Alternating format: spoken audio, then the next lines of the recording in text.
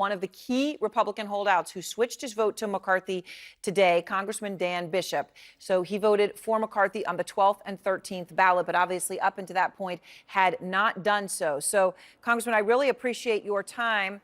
And you know a lot about what's happening right now. So I do want to get to why you switched your vote in just a moment. But first, the bottom line here, Congressman, will McCarthy have the votes to become Speaker tonight? I anticipate that he will, Aaron.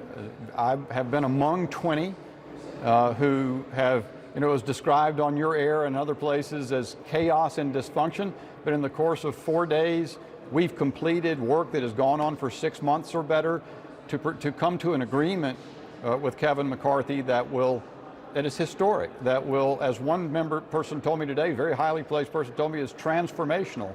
And so I believe that with our votes and the ones that are continuing to work on, Kevin will become Speaker, and we'll immediately proceed to adopt a rules package that will begin the process of implementing this agreement by restoring the motion to vacate the chair as Thomas Jefferson conceived it before Nancy Pelosi got rid of it.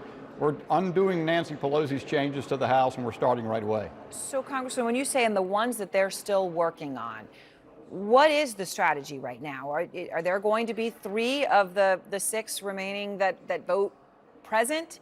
Are you trying to get anybody to vote for McCarthy? What is the actual math that gets you to a Speaker, Kevin McCarthy, tonight?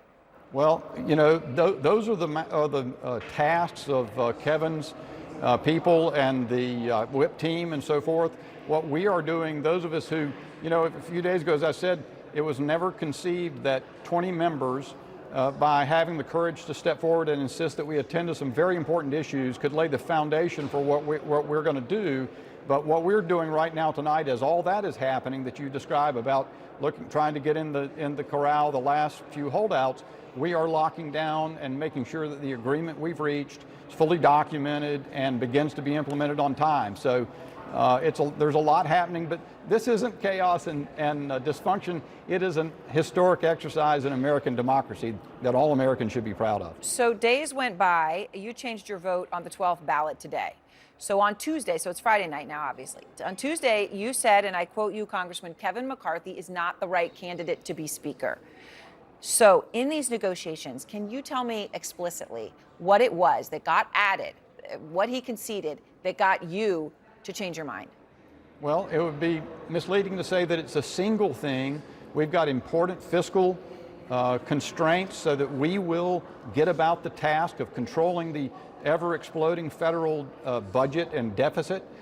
We have, to me, as someone who's on the Judiciary Committee and concerned about such things, we have a select committee, select subcommittee in Judiciary to look into the weaponization of federal government against American citizens and their fundamental rights.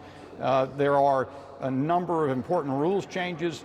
We call it germaneness and single purpose among them, which will help us to avoid having these massive omnibus bills like we just saw ran through right before Christmas with little opportunity to read, decided by a handful of people in a back room. So and then we're going to have conservatives distributed on important committees throughout Congress. So it's a really remarkable accomplishment, and I'm appreciative to Leader McCarthy, soon to be Speaker McCarthy, for working with us in this process. And can I ask you, did you talk to him directly? Were these sort of direct negotiations that you had, you and him?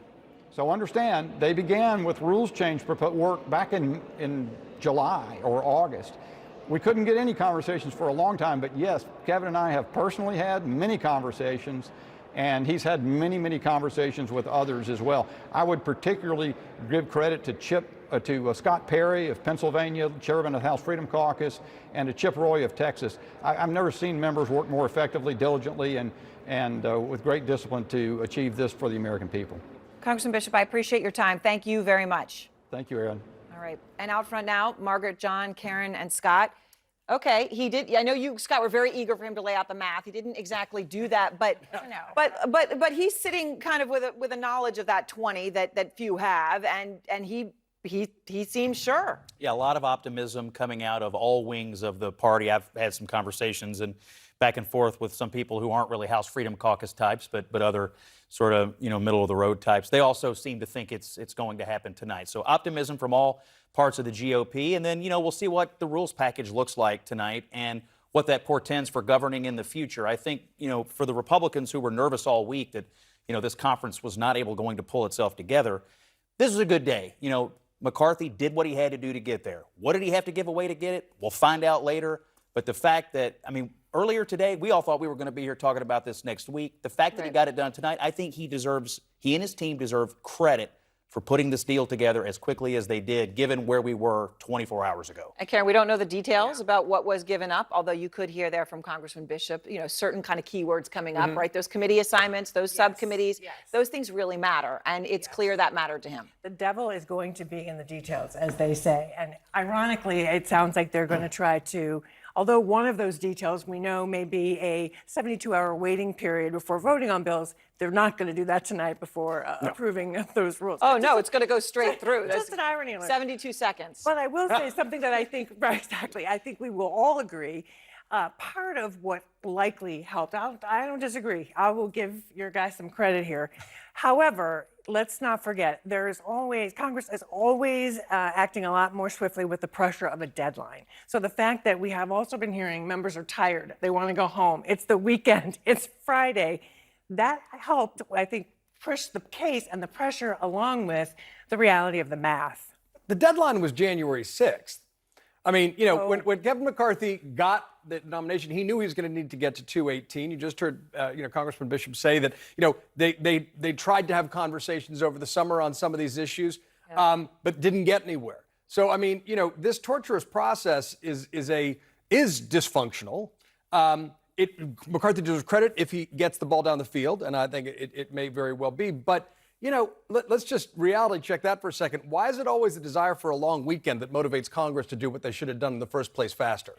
And the second thing is, look, some of these things that we believe to be in the deal, term limits, border security, having more time to read bills, that's stuff that many independent voters will say, you know what, that sounds reasonable. A lot of people to me. read that and say, wait, this was all held up for that? That's common sense. Well, Why then was this such a big deal? And what else is out there that's going to lead to real dysfunction going forward? Right. There are, thank you. Thank you so much for letting me get a word in. There were 20 holdouts, and there was a lot made of these 20. Who are these 20 holdouts, and why are they being intransigent? And it actually turns out maybe there's 6 who are intransigent. And there's 14 who actually have substantive policy priorities that it looks like, we have a good sense of what they are. It's about Rules Committee. It's about substantive bills being brought to the floor. It's about chairmanships. It's about budgetary concerns, balanced budget. So what I would just suggest is that, Chip Roy, who, you can think of him maybe as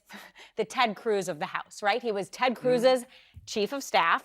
Right. He is a principled, fiscal conservative Freedom Caucus guy, but he was able to deliver 14 votes that actually caused this break. And it took this to get Kevin McCarthy to pay attention to these substantive policy concerns. Now, could they have had these conversations a month ago? Yes. But they didn't. They may have. One of the details that I'm looking for tonight, because there is a lot of chatter about this, is what agreements were made as it relates to defense spending. They just did the omnibus. There was a massive increase in defense spending. There have been some rumors about whether there's going to be mandated cuts in defense spending or a freeze. I'm not sure what the truth of it is here, but there are a lot of defense hawks in this Republican conference who like to see more defense spending. I think, again, common wisdom is that the Republican Party was pro-defense.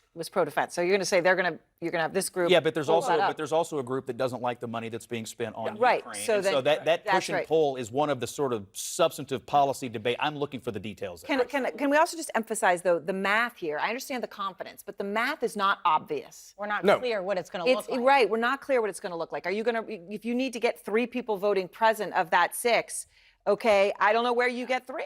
Right? Or do they have a Democrat out? Or do they have, we don't know, right? There are various ways to get there. They're trying to finesse this at the final moment. But this isn't like, okay, here, we can all see exactly how it goes. Here you go. Yeah. We can't sit here and say Although that. we are hearing, I will say, just from a comms perspective, a lot of confidence. So clearly they think they've got it. And they think that by getting out there and getting on the airwaves and saying we've got it, that may perhaps help keep it in place what are we, 7:15? We got to get to 10 p.m. Yeah. And that makes it harder Planes for have to somebody land, to just cars say have to no. roll. Yeah. Yeah, lots of things have to happen. It's Yeah. better than sounding doubtful at this juncture No, because of that course. but Right. can we just also, he said there are going to be conservatives on every committee. Every Republican in the conference in the House is a conservative, right? The issue is radicals that have been holding this out.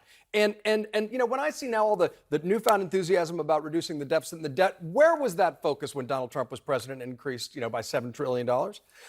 This is a the nice old thing to deficit. say. It sure is, but it'd be nice if they meant it when it was someone other than a Democrat was Well, president. some of this Right, Trump right. spending was COVID related. You have to admit. Some of it was, that's fair. But $3 some of it. trillion But let's not, he was a big government king of debt guy. Let's not forget that.